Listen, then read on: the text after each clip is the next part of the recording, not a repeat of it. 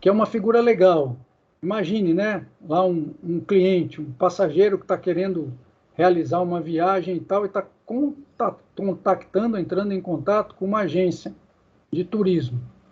E aí ele explica o que ele deseja, e esse cara aqui, ó, é o funcionário da agência. Na hora que o cara daqui, o cliente, está falando sobre o 777, como é que esse cara aqui vai entender?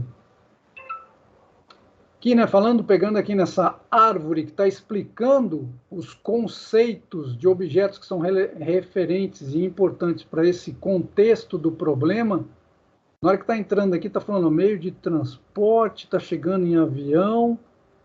Alguém entende o que é isso aqui, ó? Ou já ouviu essa expressão? O que é um avião de carreira? Aqui, né, para pegar aqui, um avião caça. Foco dele não está em transporte de pessoa e nem de objetos.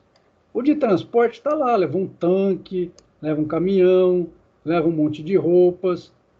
Esse aqui, há uma confusão, esse bicho é armado, é muito rápido e tal. E que conceito tem relacionado a um avião de carreira? Voo comercial de passageiro. Então, é um avião para transporte de pessoas. Então, ele vai estar preocupado com ser um ambiente agradável, procurar acomodar melhor as pessoas no sentido conforto, ter lá, né, as pessoas que trabalham ali no avião, fugiu a palavra agora, sendo solícitos, empáticos, entendendo, de repente, alguém ali está numa dificuldade, tem medo de viajar e tal, é da pessoa que está trabalhando lá dentro ter características que não vai ter aqui. E que aqui, ó, não estão preocupados com isso. Vai estar preocupado, por exemplo, o pessoal que trabalha dentro desse avião de transporte, força, conseguir carregar. Não tem essa de ser muito doce com quem está lá dentro do avião com ele. Doce no sentido de cuidados, educados e tal. Então, isso aqui, ó, nós estamos falando de um conceito.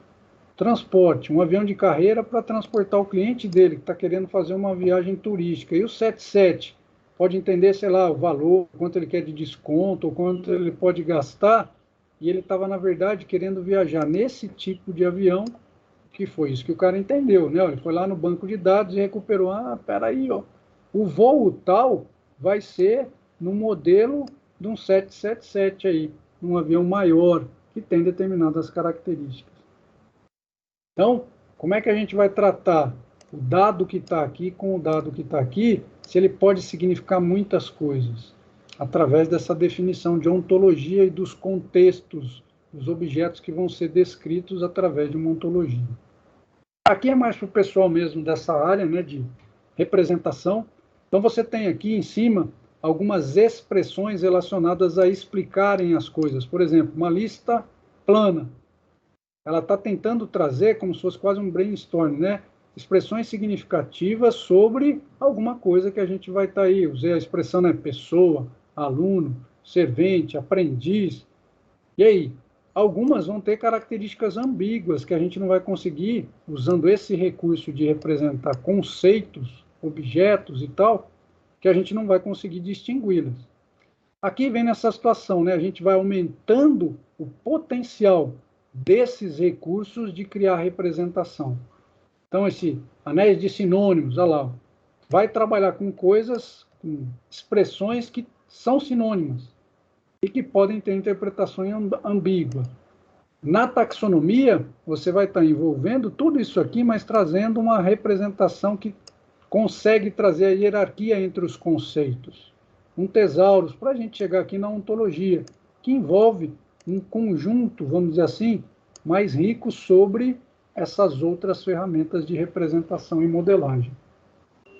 Esse é o aspecto difícil de explicar o que a gente sabe. E é tão óbvio, quem conhece baralho, carta e tal, então, e aí você não consegue explicar?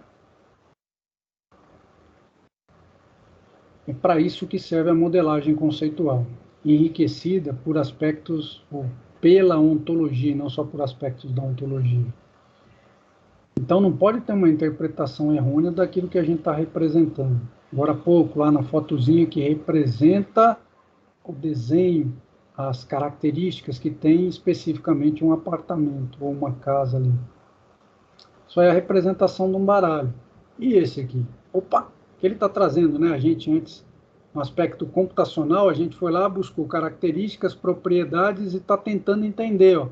Então está falando de naipe, da cor, da figura e do valor da carta. R$ 2.560. Então está errado aqui, ó, no contexto de estar trabalhando com cartas. Falando, não, isso aqui é aposta. Usando a carta, se o cara perder, alguém ganhou esse valor aqui.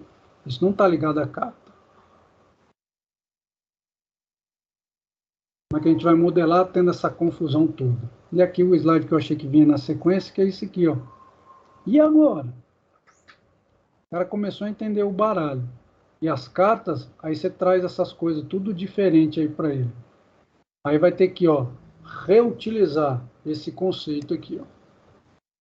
Só que agora para explicar esse baralho aqui, ó. E esse aqui também. E esse aqui também. E se a gente fosse lá pegar as cartas de jogos também, de épocas até antes de Cristo e tudo mais, ué, talvez é lógico, né? Não fosse cartas tão bonitinhas e tudo mais, mas jogos, brincadeiras que as pessoas faziam com aquilo que eles conseguiam representar. Vai ficando complexo? Não. É a gente que precisa conseguir entender o contexto, aprofundar nesse contexto e criar maneiras de representação que as pessoas compreendam de acordo com o mundo delas e que a gente consiga trazer para a representação computacional por algum motivo para ajudar elas em alguma coisa desse contexto. Então, olha aqui, eu tenho uma representação aqui embaixo que está relacionada a essas características de uma carta, o azulzinho. E aqui eu estou entrando nessa complexidade dos dados para fazer as instanciações, os valores que eles podem assumir, esses atributos, características que eles têm.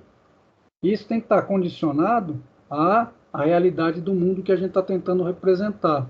Esse aqui, ó, que está destacado, está estragando o projeto. Ou seja, esse dado não faz sentido para o que a gente está tentando representar.